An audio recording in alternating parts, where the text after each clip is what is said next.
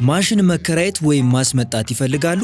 እንግዲያውስ ዜድጂ ኢንጂነሪንግ ለፋውንዴሽን፣ ለአስፋልት ዳርቻ ስራዎች፣ ለኳሪ፣ ለኮንክሪት ስራዎች የሚሆኑ የተለያዩ ማሽኖች ያስመጣል፣ ያከራያል። የአንከርና የፓይል መሰርሰሪያ ማሽኖች፣ የድንጋይ መሰርሰሪያ ማሽኖች፣ ከርብስቶን ማሽኖች፣ ሚኒ ኤክስካቫተሮች፣ ኮንክሪት ፓምፖችና ግራውቲንግ፣ ኮንክሪት ባቺንግ ፕላንቶች፣ ብሎኬት ማሽኖች፣ አስፋልት ሆት ሚክስና ሪሳይክለሮች፣ ሮድ ሐመርና ቤቶች፣ የአፈርና አስፋልት ላብራቶሪ ዕቃዎች፣ የማሽኖች ብልሽት መመርመሪያ ዲያግኖስቲክ ቱሎችና ሌሎችም በኪራይም ሆነ በሽያጭ እናቀርባለን። ዜድጂ ኢንጂነሪንግ አድራሻ ጀሞ ሚካኤል አፍሪካ ህንፃ፣ ስልክ 0931 49 38 56።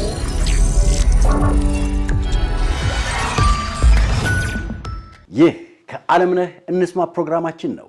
ከዓለምነህ እንስማ አዲሱ የኢራንና የአሜሪካን የፍልሚያ ግንባር አንዳቸው ለአንዳቸው አያስኬድም እያሉ ነው።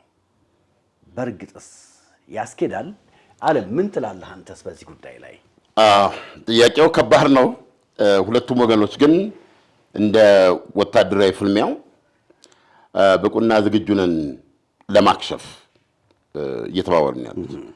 እና አሊ ማዲናዜህ ይባላሉ የኢራን የኢኮኖሚ ሚኒስትር። እስካሁን ድረስ ሲናገሩ የነበሩት የሀገሪቱ የብሔራዊ ደህንነት ኃላፊ አሁን በቅርብ አዲስ የተሾሙ የአሊ ላርጃኒ ቦታ ነው እሱ የብሔራዊ ደህንነት ውጭ ጉዳይ ሚኒስትሩ። እኚህ ደግሞ በተናጋሪነታቸው የሚታወቁት የፓርላማ የውጭ ጉዳይ ኮሚቴ ሊቀመንበር የሆኑት ባጋይ፣ እንደዚሁም ደግሞ ቋሊባፍ። እነዚህ ያው በአጠቃላይ የአሜሪካ አዲሱ ይሄ በታሪክ በአንድ ሀገር ላይ እየተደረገ ርብርብ የኢኮኖሚ ርብርብ ነው ያሉት። ይህንንም ማየት ያስፈልጋል። እኔ ከራሽያ የበለጠ ርብርብ የተደረገበት ሀገር አለ ወይ? ከዩክሬን ጦርነት በኋላ ራሽያ ላይ አሜሪካና አውሮፓውያን በጠቅላይ ኔቶ አባላት ተቀናይተው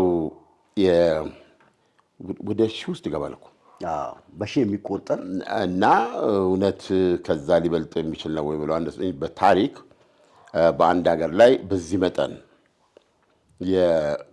የሚረባረብ የማዕቀብ ሸምቀቆ የለም እያሉ ነው ያሉት። እና ኢራንን በገንዘብ ስርዓቶቻችን ውስጥ በገንዘብ መረቦቻችን ውስጥ ያሉና ለመትረፍ ስትጠቀምባቸው የነበሩ ቀዳዳና ሽንቁሮችን በሙሉ እንዘጋለን። በዚህ ርብርብ ላይ ተነጥሎ እንዲቀመጥ የምናደርገው ሀገር አይኖርም።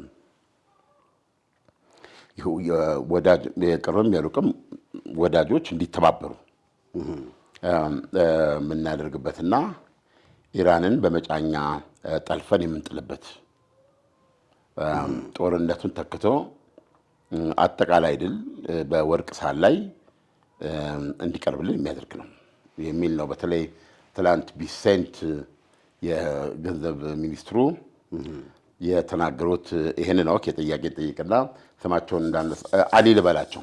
የኢራኖች ስም በሚገርም ሁኔታ ምላስ ቆልፍ ነው። ለምን እንደሆነ አላውቅም። ያ ከባድ ነው። በጣም እንግዳ ነው። ወደ አረብኛ መሄድ ይመስላል። እና እንዴት ነው አሁን አብዱላህ ብዙ የለመድነው ስም የነሱ አብዱላሂ እንደዚህ ቋሊባፍ ያልተለመደ ስም ነው። ቋሊባፍ ጋሊባፍ ይሏቸዋል። ይህ እንኳ ትታነበዋለህ። የአንዳንዶቹ አሁን ለምሳሌ የኢኮኖሚ ሚኒስትሩን ስም ሚሞራይዝ ለማድረግ በጣም አስቸጋሪ ነው። ማዳኒ ዛዴ አሁን ይሄ በጣም ከባድ ነው። አንተ ስለሆንክ ነው ያልከው። እንደዚህ ነው ስማቸው። እና ኢራኖች አሁን ለምሳሌ እንግዲህ በኢራንና አሜሪካ መካከል ፍልሚያው ከተጀመረ በጣም ቆይቷል። የዶናልድ ትራምፕ ባህሪ የማስተባበር አቅማቸው ከአሁን ቀደም ከነበሩት የአሜሪካ መሪዎች አንጻር ሲታይ የእሳቸው ደካማ ነው ብዬ ነው የምገምተው። ምክንያቱም አውሮፓ ለብቻው እንድትቆም አድርገዋል። ኔቶ ለብቻው እንዲቆም አድርገውታል። ያው አውሮፓና ኔቶ ያው አንድ ቢሆኑ አሁን በተደጋጋሚ ዶናልድ ትራምፕ ኔቶ ከጎናቸው እንዲሰለፍ ሙከራ አድርገዋል። ግን መጀመሪያ ኔቶን የሚያገል አካሄድ ሄደው ስለነበረ ከጎናቸው የሚቆም አልነበረም። አሁንስ አሜሪካ አስገዳጅ በሆነ መልኩ የዓለም ህብረተሰብ ከሳቸው ጎን ቆሞ ኢራን ላይ ማዕቀቡን እንዲጥል ማድረግ ይችላሉ። አውሮፓ ከጎናቸው በዚህ ሂደት ውስጥ ይተባበራል። ቻይና፣ ሩሲያ እንደዚሁም ኮሪያ አብራቸው ትቆማለች ወይ? አሊ ማዳኒ ዛዴ የኢራን የኢኮኖሚ ሚኒስትር ዛሬ እንደነገሩን ከሆነ ራሽያ እና ቻይና ነግረውናል ነው የሚሉት። ምን ከጎናችሁ ነን እኛ ማንም ወሰራ እየተነሳ ወዲህ ሂዱ ወዲህ ሂዱ እያለ እንደ ረከቦት ከቦታ ቦታ የሚያንቦጃቡጀን ቀልበጡል አይደለንም። እኛ የምንከተለውና የምናራምደው የራሳችን አካሄዳለን። እናም ከእናንተ ጋርም የራሳችን አካሄዳለን በማለት ቃላቸውን ሰጥተውናል የሚሉት። አሁን ከዚህ ዓለም ከተነሳን ኢራንን ሊያሰጋት የሚችል አንዳችስ ነገር አለ? አሁን አሉ ነው። አሜሪካ ደግሞ ትናንት ቢሴንት ሲናገሩ ለመሆኑ ጋዜጠኞች ናቸው። ለመሆኑ ጌታዬ እንደሚያውቁት 80% የኢራንን ነዳጅ የምትገዛው ህዝባዊ ቻይና ናት። አሁን እርስዎ እንዴት አድርገው ነው የቻይና ባንኮች እንግዲህ እቃው ሲላክ ገንዘቡን ፕሮሰስ የሚያደርጉት የቻይና ባንኮች ናቸው። እንዴት አድርገው ነው የቻይና ባንኮችን ረፉ ማለት የሚችሉት ብለው ላቀረቡላቸው ጥያቄ ገንዘብ ሚኒስትሩ ምንድን ነው ያሉት? ከአሜሪካ የማዕቀብ ክንድ ውጭ የሆነ ኃይል የለም ነው ያሉት። ስለዚህ እነሱንም በማዕቀብ እናጠመጋቸዋለን። እኛ ያልናቸውን ያልተቀበሉ እንደሆነ እናደማቸዋለን ዘይ ነው። ስለዚህ ይታዘዙታል ነው የሚሉት። በሌላ በኩል ቻይና እንግዲህ መቼም ቻይና ናት። አሁን መስከረም ወር በእኛ 2019 አድማጮቻችን በእውነት ገና ነው ይቀራል፣ ግን ወደ አዲስ ዓመት እየገባን ነውና አዲስ ዓመት አዲስ ተስፋ የሚሰንቅ እንዲሆን ምኞታችንን እንገልጻለን እና የኢትዮጵያ አዲስ ዓመት 2019 ይዛራ ሊነጋ ነው እና ይህንን ተከትሎ የቻይናው ፕሬዚደንት ሺጂፒንግ የአሜሪካ ጉብኝታቸውን ለማድረግ ዋሽንግተን ይገባል መስከረም ውስጥ። ይሄ ክሪቲካል ታይም ነው ማለት ነው። በዚህ ወቅት አሜሪካ ልታከር የምትችለው ነገር አይጠብቅም። ነገሮችን ካከረረችና ቻይናን የማዕቀቡን ጎዳና ተቀላቃይ ብላ አላግባብ ጅራፍ ያጮች እንደሆነ ዲፕሎማቲካሊ ትልቅ ልብ የሚሰብር ነገር ሊፈጠር ይችላል። ሺጂፒንግ ቀረው ይላሉ ማለት ነው አይደለም። በሆነ የሀገር ውስጥ ጉዳይ ያደርጉና ጉብኝታቸው ለሰኔ ወር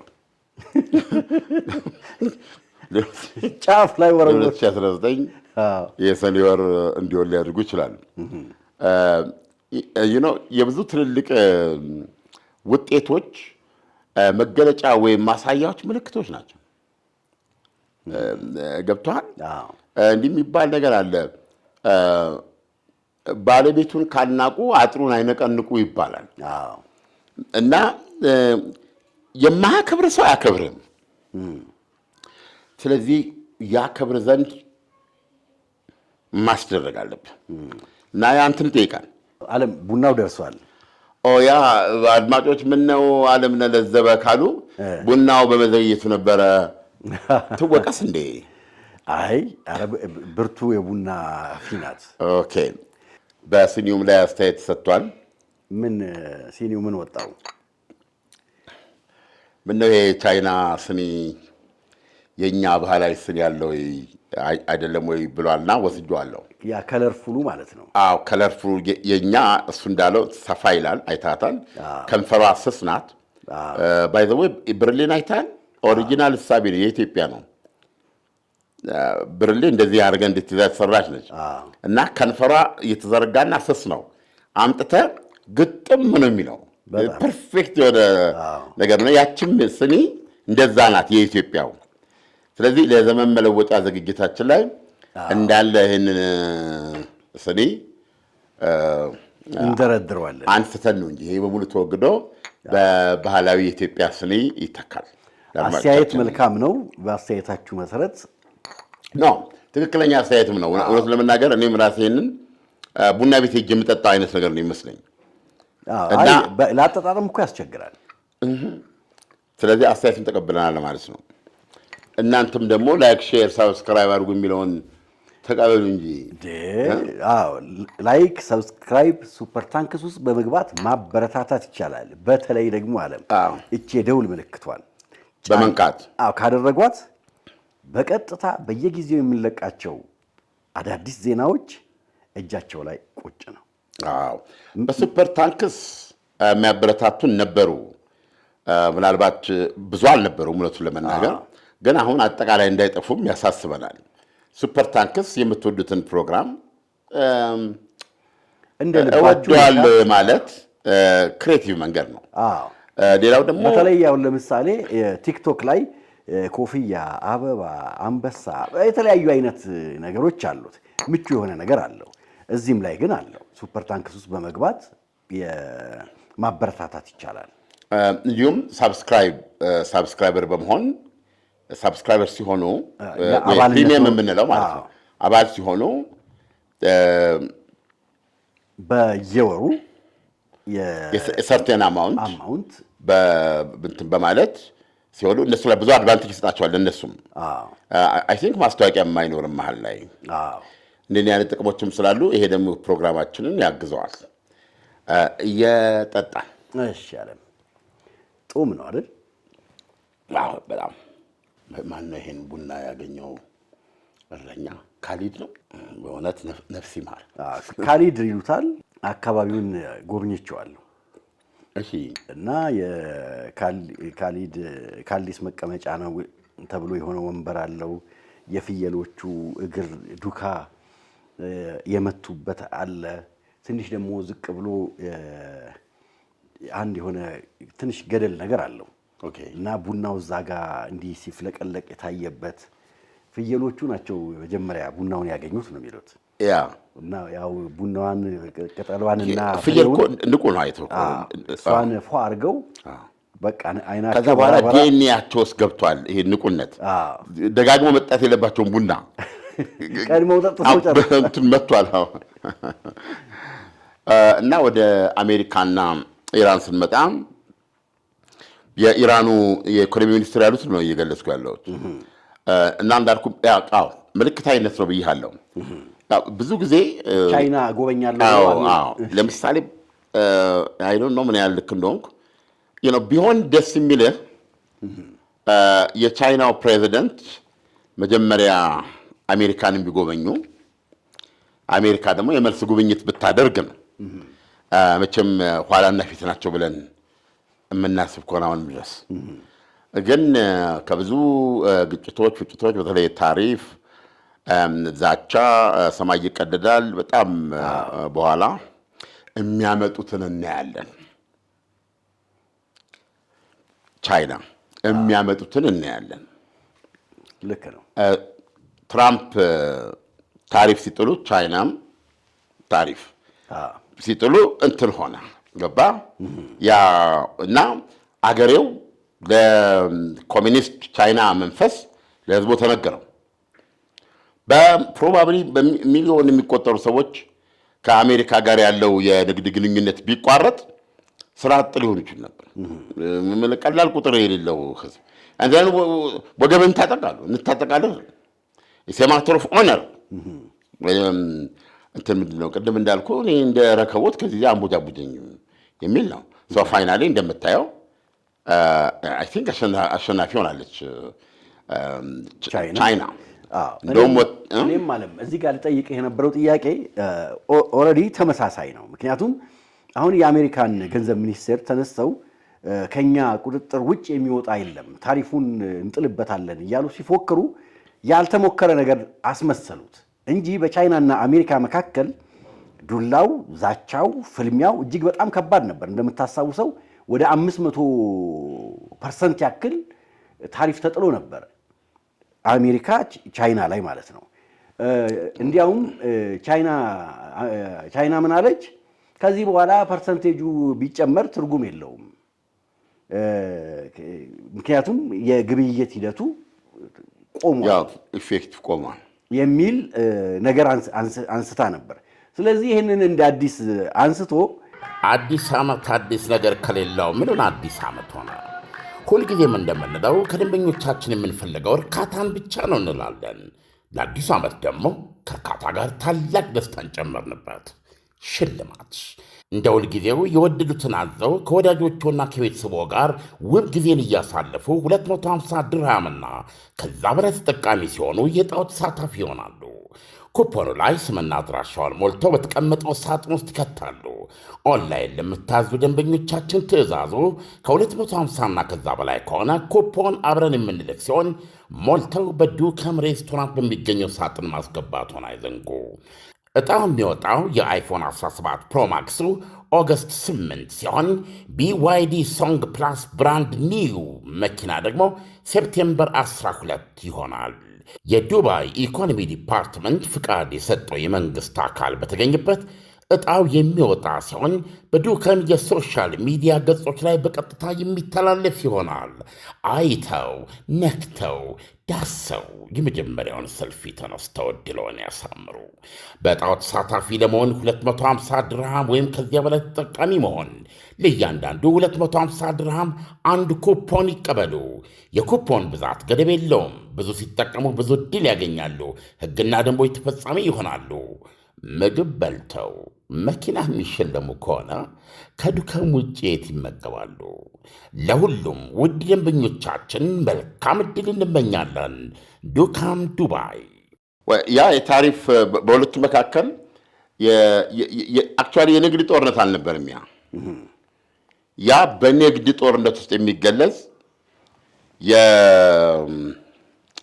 የስቴተስ ጥያቄ ነው እና ኪሳራ የማያደርስ ስለነበር አይደለም።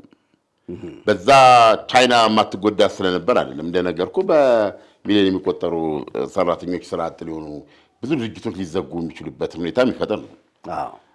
ነገር ግን ቻይና ያንን ወገቧን አጥብቃ በመቋቋም አሰርት ለማድረግ ነው። አንድ ነገር በቃ ሪስፔክት፣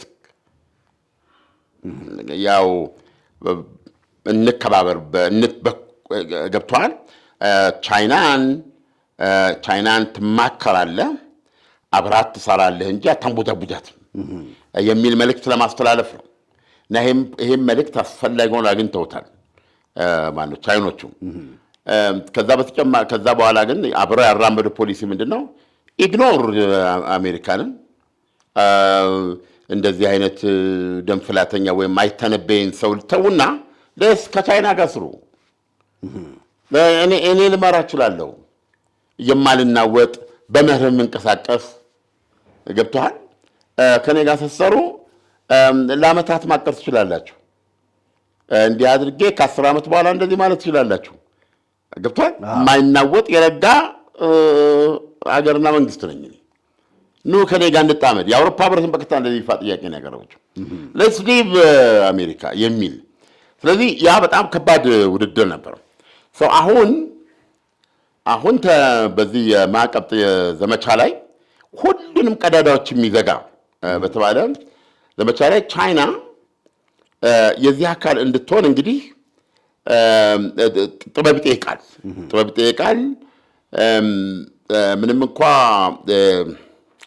ምንም እንኳን ከዩክሬን ጦርነት እና ይሄ የምዕራቡን ዓለም የሚተካ የተለያዩ የኃይል ዋልታዎች እውነታ የተንሰራፋበት ዓለም እያነጋን ነው ከሚለው እንትን መካከል ስቲል ቻይና ፕራግማቲስት ናት። የተሻለ እና የበለጠ የሚጠቅማትን የምታውቅና የምትመርጥም ናት። ስለዚህ አሜሪካ ደግሞ ከዚህ አንጻር ልታቀርብ የምችላቸው ብዙ ነገሮች አሉ። በዚህ መንገድም ቻይናን እስከተወሰነ ደረጃ ተሳታፊ ማድረግ ይቻል ይሆናል። ያ ነገር አለ። ለማንኛውም ግን ምንም ነገር ከመመከሩ በፊት ከመስከረም ወዲህ ከቻይናው ፕሬዚደንት ሺጂፒንግ ጉብኝት በፊት ከቻይና ጋር የሚገባ ነውጥ ሊኖር አይችልም ነው። ያ ከገባ ትልቅ አዋራጅ ነገር ይፈጠራል። ቅድም እንዳልኩ የቻይናው ፕሬዚደንት ጉብኝታቸውን እስከ ሰኔ ሊያራዝሙ ይችላል እና ዶናልድ ትራምፕ መጀመሪያ ደቡብ ኮሪያ የደቡብ ኮሪያ ውስጥ የተካሄደ የሳምቲንግ ከንግድ ጋር የተያዘ ስብሰባ ነበር። እዛ ድረስ ሄደው ሺ ጂንፒንግ የቻይናው ደቡብ ኮሪያ ድረስ ሄደው ማለት በደቡብ ኮሪያ ስብሰባ ላይ የቻይናው ይመጣሉ። ስለዚህ ዶናልድ ትራምፕም በደቡብ ኮሪያው ስብሰባ ላይ ተካፋይ በመሆን እዛው ደቡብ ኮሪያ ውስጥ አግኝተዋቸው ነበር እና እዛ ሆነው ነው የግብዣ አሜሪካንን እንዲጎበኙ የግብዣ ጥያቄ ያቀረቡት እና ቻይና የሚያቀረበችላቸው በዛ መሰረት ጉብኝታቸውን አጠናቀዋል። ቻይና ሄደው አሁን እሳቸው የመልስ ጉብኝት እንዲያደርጉ በሚጠበቅበትና እዛ የጎደለውን ብዙ ነገር ሊወያዩ በሚችሉበት መድረክ በሚጠበቅ መድረክ ላይ በመሀል ይህንን ግፊት በማፋፋም ከቻይና ጋር የሚያቃርር ነገር ሁኔታ ቢፈጠርና ቢቀር ትልቅ ኢምባራስመንት ነው። ከጉዳቱ በተመን ትልቅ ሀፍረት ነው ለአሜሪካ። ስለዚህ እነዚህ ሁኔታዎች ቻይና ላይ አግሬሲቭሊ እንድትሄድ የሚያስችላት አይመስልም ነው የሚሉት ትንተናዎች። በሌላ በኩል ግን ያው ገንዘብ ሚኒስትሩ እንዳሉት ጨዋታውማ እዚህ ከመጣ እኛ ይሄን ይተባበራሉ፣ ይሄን ይረዳሉ፣ ፓርትነሮቻችን ይሄን ያከብራሉ የሚል እምነት ነው። ነገር ግን ከዛ ውጪ በሆነ መንገድ የቻይና ባንኮች እንትን የሚሉን ከሆነ ግን ማንም ከአሜሪካ የማዕቀብ ክርን ውጭ አይደለም ማዕቀብ እንጭንባቸዋለን ነው። የሚገርመው ቻይና ደግሞ በውስጥ እጓ የትኛውም ኩባንያ ወይም ደግሞ የገንዘብ ተቋም ምንድነው የውጭ ትዕዛዞችን ወይም ምናምን በመቀበል እንትን የንግድ እንቅስቃሴውን እንዳይል የሚያደርግ ሕግ አውጥታለች ነው የሚለው። የንግድ እንቅስቃሴውን እንዳያቋርጥ አሁን ለምሳሌ እንደዚህ ከእንትና ጋር ከኢራን ጋር እንትን ብንቀጥል አሜሪካ ልጥልብን ነው ብለው በማለት ከኢራን ጋር ያላቸውን ግንኙነት እንዳያቋርጡ የሚያስገድድ ሕግ ነው እና በብዙ መልኩ ስታየው ዶናልድ ትራምፕ በዚህ ኢራንን በኢኮኖሚያዊ ጡንቻ ወይም አሜሪካኖች እየገለጹ ባሉት ትንፋሿን እንቆርጠዋለን። ግን አለ ለምሳሌ አሜሪካንን ብንወስድ ኢራንን ስናስብ አሜሪካኖች የኢራንን ገንዘብ አግተውታል። በሌላ መልኩ ደግሞ ወደ ሩሲያ ስንሄድ አሜሪካ የሩሲያንም ገንዘብ አግቶ ይዟል። አሁን ግን አዲሱ የተፈጠረው መንገድ ኢራን በራሷ ገንዘብ ከቻይና የምትገዛበት፣ ቻይና በራሷ መንገድ ከኢራንም ከሌሎቹም የሚገበያዩበት ዶላርን ከጨዋታ ያወጡበት መንገድ በመኖሩ አሜሪካ ይሄንንስ መንገድ እንደቀደመው ማኔጅ ማድረግ ትችላለች ወይ? አሁን የቻይና ጉዳይ ደጋግመን አየ ነው። አሁን ባልኩ ሁኔታዎች አስቸጋሪ ነው። በቻይናና በእነሱ ገንዘብ መለዋወጥ ጉዳይ ስለሆነ ሳይሆን አሁን ከኋላ በፖሊሲ ደረጃ ስታይ ቻይና ሁሉንም የአሜሪካ ማዕቀቦች ያለመታዘዝ ነገር አላት። የምትታዘዘው አላት፣ የማትታዘዘው አለ። የኢራን ጉዳይ የማትታዘዘው እንደሆነ የሚያመለክቱ ነገሮች አሉ። የኢራኑም ሚኒስትር ይህንን ያሉት ከቻይናዎች ይህን ገልጸውልናል ነው ያሉት። አይሮን የትኛው እውነት እንደሚናገር እንጂ የገንዘብ እንቅስቃሴውን በተመለከተ በጣም እዚህ ግባ የሚባል ደረጃ የለውም። አሁን ከዶላር ውጭ የሚደረጉ ገበያዎች አሉ። አሁን ሌላ ቶፒክ ነው እሱ እና በሱ ፐርሰንቴጆች አሉ። ዶላር በፊት የነበረው የዲዶላራይዜሽን እንቅስቃሴ በፊት የነበረውን ያክል አይደለም። አሁን በተወሰነ ደረጃ ሽሪንክ እያደረገ ነው። አገሮች በራሳቸው ገንዘብ መናገር ሲጀምሩ ገንዘቡ በጥቅል ብዙ እኔም ራሴ ያልረዳውም፣ ግን በኒውዮርክ ማለፍ የለበትም እና ይሄ መንገድ ያስኬዳል። እስካሁን ድረስ ቻይናና ኢራን በባርተር እና በራሳቸው ገንዘብ ነው። ወይም ደግሞ አንዳንዴ ምንድነው የሚያደርጉት? ቻይና የሚፈልጉትን ዕቃ ታቀርባለች፣ ኢራን ነዳጁን ታቀርባለች። በዚህ መንገድ እንትን ያደርጋሉ። ግን አት ዘ ኤንድ ኦፍ ዘ ዴይ ከዓለም ጋር ነው የምትናገደውና ብዙ ነገሮች መግዛት አለብህ፣ ማስገባት አለብህ እና ቱዌይ ግንኙነት ብቻ አይደለም፣ ያው እንዳለ ፍላጎት ማለት ነው። እንደዚህ አይነት ነገሮች ስቲል የተንሰራፉ ናቸው እና የዶላር አስፈላጊነት አሁንም ኢንዲስፐንሰብል ነው። አሁንም ያለ ዶላር ታስባችሁ። ግን አሜሪካ ኢራን በዚህ በኢኮኖሚው ጠርቅቄ እይዛለሁ የሚለው ሐሳብ በሚፈለገው መጠን ያራምዳታል ወይ? አሁን ካነሳናቸው ነገሮች አንጻር ያራምዳታል ወይ? ኦፍ ኮርስ ማድረግ ከቻለች ማድረግ መቻል፣ ይሄንን ማድረግ ከቻለች ያራምዳታል። ለምሳሌ የኢራን ኢኮኖሚ ምን ሁኔታ ላይ ነው ያለው? የኢራን ኢኮኖሚ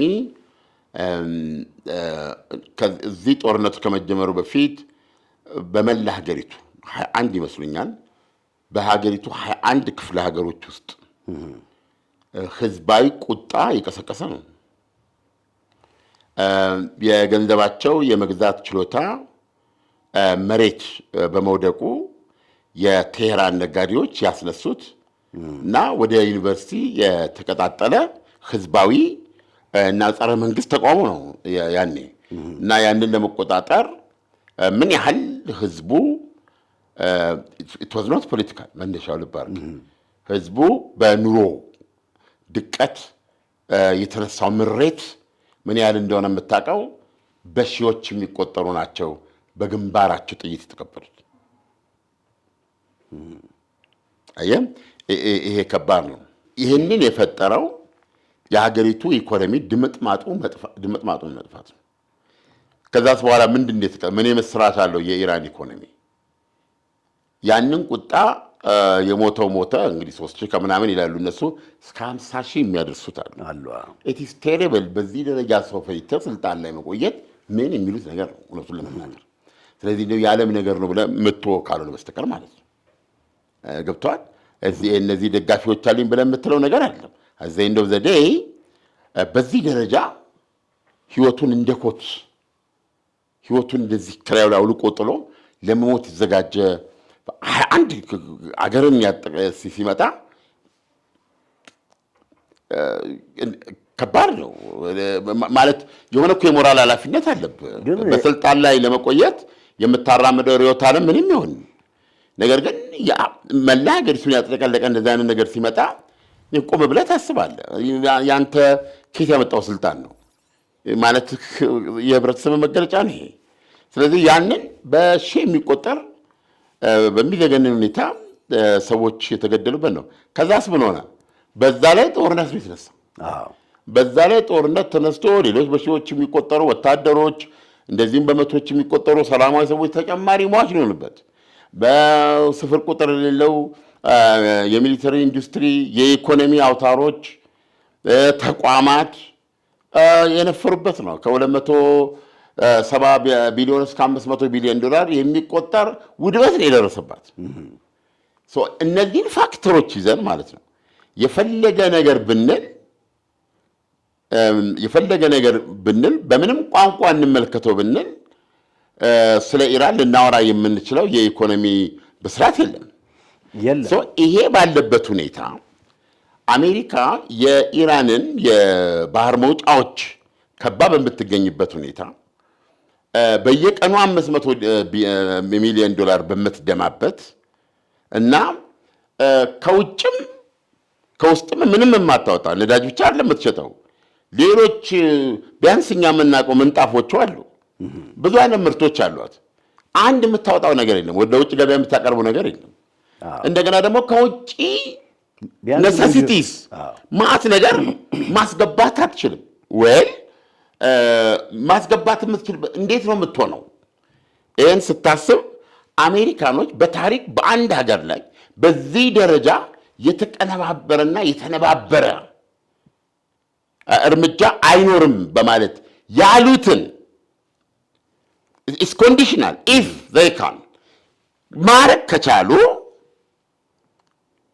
የኢራንን ኢኮኖሚ እስትንፋሱን እንቆርጧለን የሚለው አሜን ልትቀበለው የምችለው ነው። ጥያቄው በምን ያህል ጊዜ የሚለው ነው። ይችላሉ ወይ ነው። ይችላሉ ወይ ነው። ሁለተኛው አሁን ለኢራኖች ለዚህ ደግሞ የሚሰጡት ምላሽ አለ። ኢራኖች አይችሉም ነው የሚሉት። አይችሉም በጦርነቱ እንዳልቻሉት፣ በውጊያው እንዳልቻሉት በዚህ በኢኮኖሚውን በኩል አይችሉም ይላሉ። አሁን እኚህ የኢኮኖሚ ሚኒስትር ናቸው። እሳቸውን ከበድ አድርጎ መመልከት ያስፈልጋል። ሌሎቹ ፖለቲካል ነው፣ ወታደራዊ ነው። የደህንነት እንትኑ እንደዚህ ሲናገሩ እነዛ የተናገሩ በድምሩ ምንድን ነው የሚለው? ወይ የእኛን ትንፋሽ መቁረጥ ትንፋሻችንን ቆጥሮ አገዛዙን መሬት ላይ መረመጥ የአሜሪካ ኢላማ ከሆነና እና ይሄንንም ያለችውን በቃል ያለችውን በተግባር አስደግፋ የምትቀጥልበት ከሆነ እኛም አንድ ነገር እናረጋግጣለን። አንዲት ጠብታ ነዳጅ ዘይትም ሆነ የተፈጥሮ ጋዝ በሆርሙዝ ሰርጥ በኩል አያልፍም። ይሄንን እናረጋግጣለን ብለዋል። ለምሳሌ ሰኞ ዕለት 6 ነው አሉ ያለፈው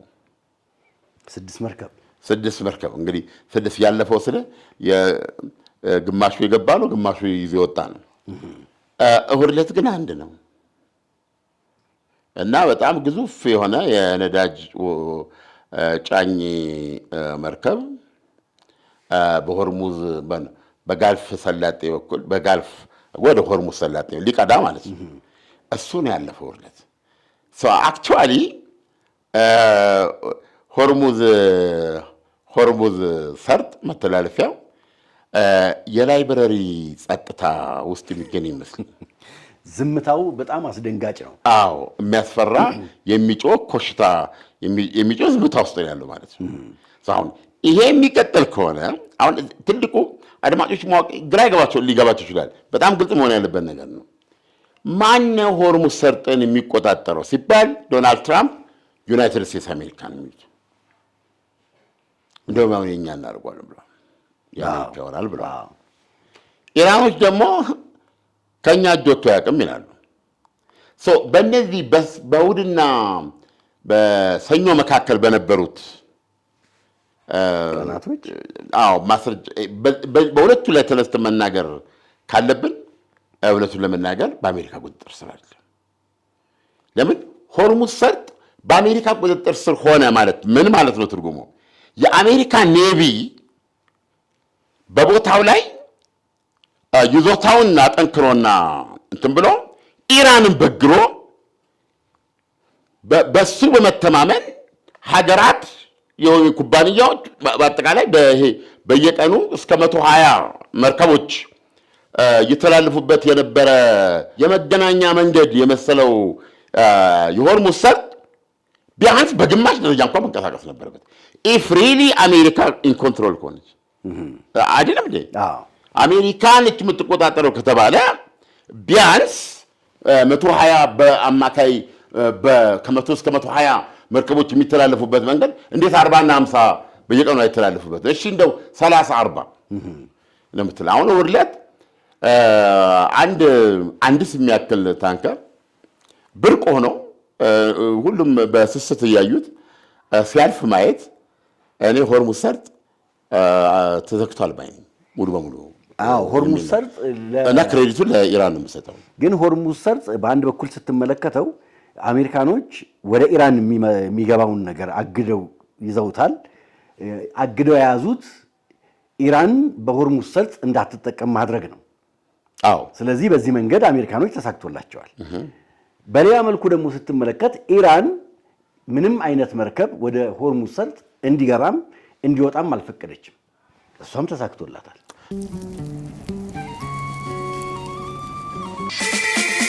ለእኛ ጣዕም ከማንነታችን ጋር የተዋሃደ ነው። የትም ሄደን ሁሌም በቤታችን ጠረጴዛ የምግብ ማዕዳችን ላይ የምንፈልገው ያንን ያደግንበት ጣዕማችንን ነው። በባለሙያ እጆች በከፍተኛ ጥንቃቄ ታጥቦና ተበጥሮ በተገቢው ቅመማ ቅመም ተመጥኖ የሚዘጋጀውን የጋጋሪን ባልትና እንሆንላለን።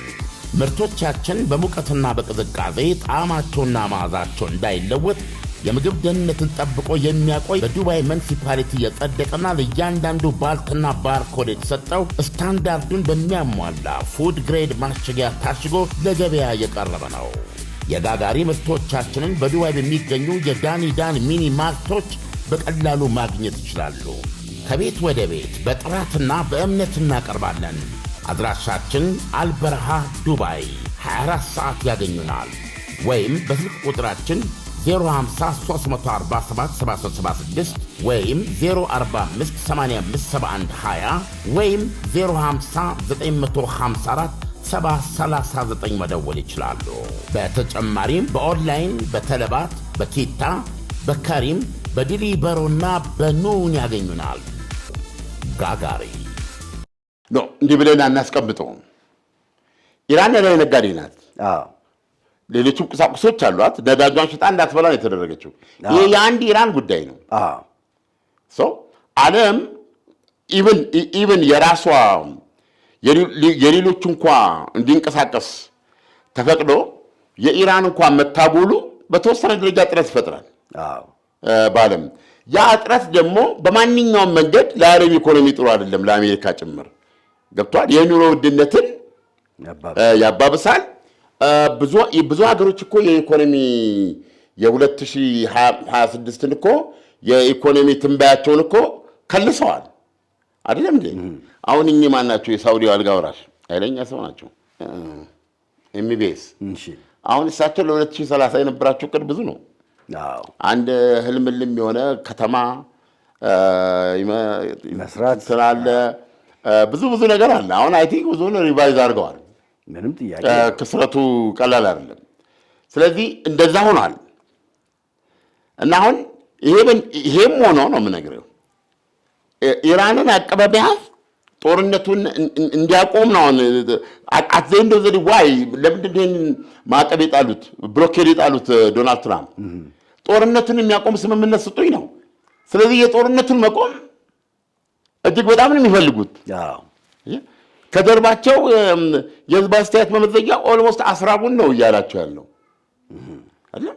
በኢያሱ ዳቦ ነው ራሱ ብለን ወደ ስልጣን አምጥተውት በትራምፕ የለም ፍርፋሪ አይነት በተፈሪ የለም ፍርፋሪ የሚል ነገር ነው ያመጡበት ነው እኮ። ስለዚህ ብዙ ኪሳራ አለው። ይሄ መከረኛ የህዳር የግማሽ ዘመን ምርጫ አለ። አሁን የቀራቸው 3 ወር በቃ ፒውርሊ እቺ 15 ቀን ብቻውን በማለት ያለችው። ስለዚህ እነዚህን ተጀመረ ራሳቸው ዶናልድ ትራምፕ የተጠረነቁ ሰው ናቸው እና ይሄ ጫና አለ፣ የጊዜ ጫና አለባቸው። ስለዚህ ዋናው ኢራንን በኢኮኖሚ ፍንፍን አድርጎ በርበሬ መታጠን ታውቃለህ? ታጥናል? አልታጠንኩም፣ ግን የታጠኑ ሰዎች ሲያወሩ ሰምቻለሁ። ማን ነው ከቤተሰብ? አይ ሌላ ቦታ እኛ ቤት በርበሬ እንዴ ነው የሚደረገው የነበረው? በርበሬ ሲታጠኑ ምድጃ ይደረጋል። ከዛ መሸፈኛ ጨርቅ ይመጣል። መሸፈኛ ጨርቅ ከዛ በርበሬዋን ጠብ ተደርጎ የሚታጠነው ሰው ይሸፈናል በጨርቁ ማለት ነው። ምንም አየር እንዳይገባ ማለት ነው። በጣም ከባድ ነው። እንዴት ነው ሰርቫይቭ የሚያደርገው? አይገልም? ከረዘመማ ይገለዋል። ምክንያቱም እሳት እኮ ነው ወደ ውስጡ የሚገባው። ምን አርግ ተብሎ ነው የድሮ ወላጆች እንደዛ የሚያደርጉት? እኔ ከምፈልገውና ከማስበው ውጪ መንገድ ምንም ነገር እንዳታደርግ። ልጅ ታሳድጋለህ እና ከልጁ ዳይናሚክስ ጋር አንተም ያላቋረጠ ክትትል ያላቋረጠ ዘዴ ጥበብ ምናምን መፈለግ ይጠይቃል። አይ ቲንክ አሁን ያለው ይሄ ይመስለኛል አይደለም?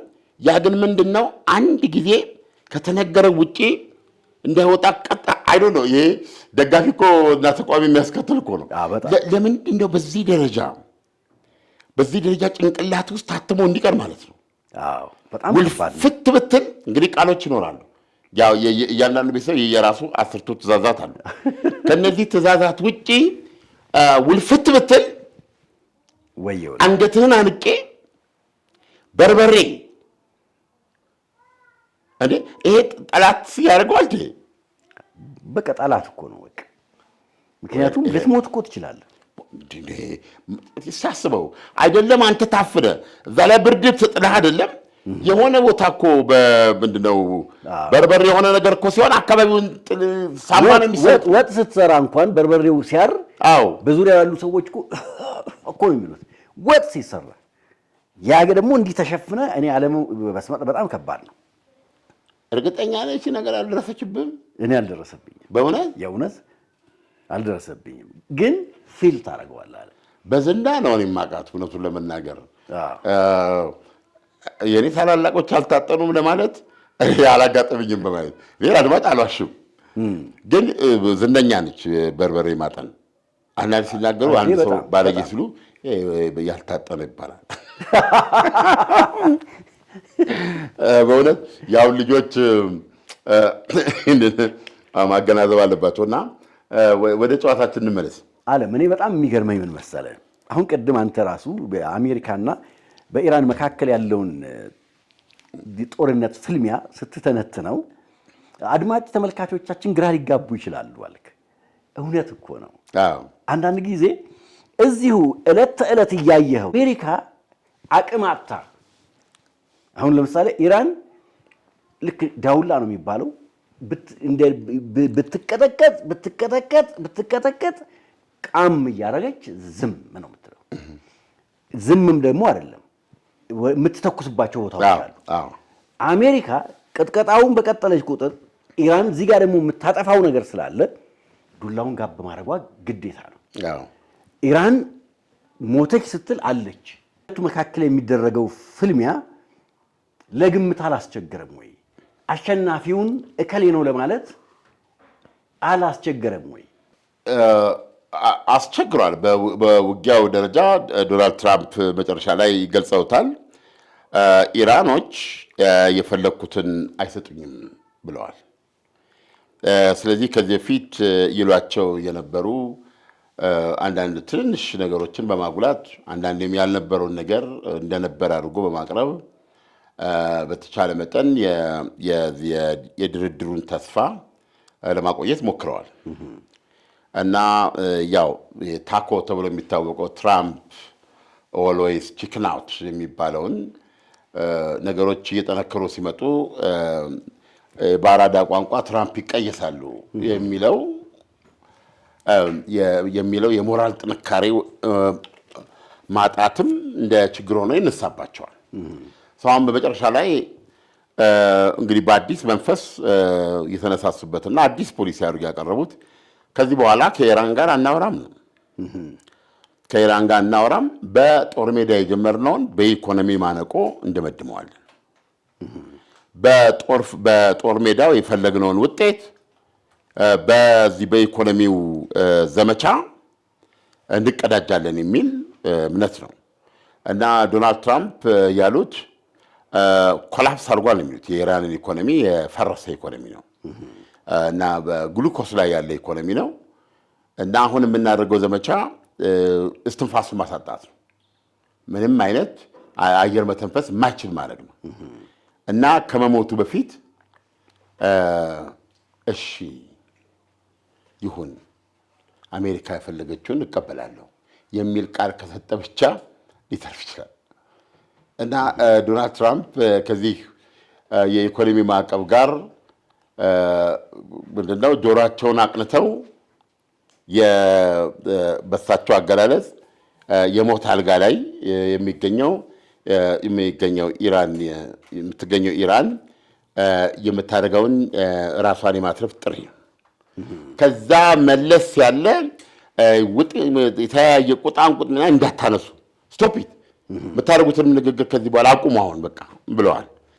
አሁን የፓኪስታን የልኡካን ቡድን ኢራን ገብቶ ነበር እና ትልቅ ሲግኒፊካንት ብሎ የገለጸው ይሄ እንደ አሮጌ ቆና የተጣለውን የአልተግባብቶ ስምምነት ከቆሻሻ እንትን ውስጥ ማውጣት የሚችል ትልቅ ነገር አግኝተናል የሚል መግለጫ አለው። ለምሳሌ እና እንግዲህ አሁን ዶናልድ ትራምፕ ጆሮዬን አልሰጥም ብለዋል። በተጨባጭ የነፍስ አባት በተገኘበት ገብቶሃል ይሄን አደርጋለሁ የሚል እና መልሳ ማትውጠው ኢራን መልሳ ማትውጠው እውጠዋለሁ ብትል የመጨረሻ ሞቷን የምትቀበልበት ሁኔታ ውስጥ ስትገባ ብቻ ወደ ድርድር ሀሳብ እመጣለሁ። በዛም ሆና ቆራጥ ሆና ካለች ደግሞ ያው በተኛችበት ትቀራለች። አገዛዙ ያከትምለታል ማለት ነው። ዶናልድ ትራምፕ አሁን ሁለተኛ ብሎ ያመጡት የመጨረሻ ይሄ ምንድን ይባለው የመጨረሻው መዘረሪያው ቡጢ አለ እንደ ቦክስ ላይ አፐርካት ምናምን ነው ታረግና እንትኑን ከስር በቃ ታነቃ ሁኔታዎችን ፈጥረሃል።